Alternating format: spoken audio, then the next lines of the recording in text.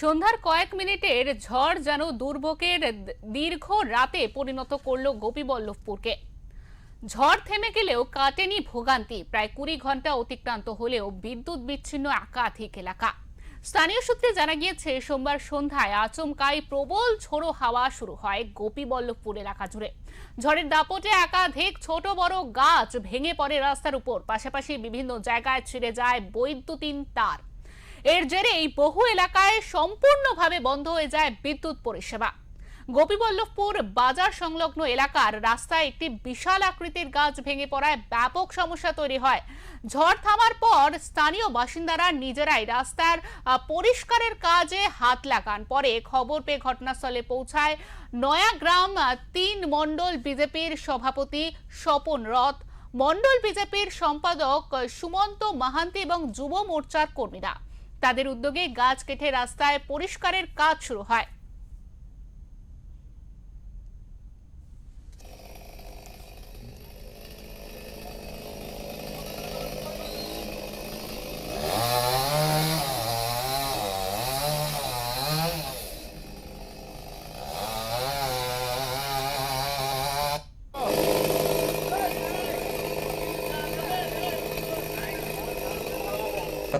মিটিংয়ে ছিলাম।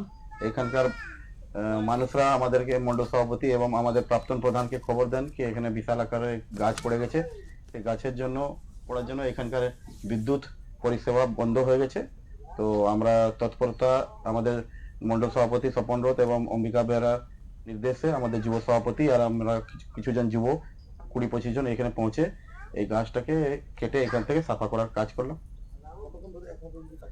প্রায় 3 ঘন্টা ধরে আমরা চেষ্টা করছি। অলরেডি অনেকটা ক্লিয়ার হয়ে গেছে, আর আধ ঘন্টার মধ্যে আমরা ক্লিয়ার করে নেব। আর এবং বিদ্যুৎ দপ্তরকে আমরা জানিয়ে দেবো কি এখানে বিদ্যুতের কাজটা ওনারা শুরু করতে পারেন।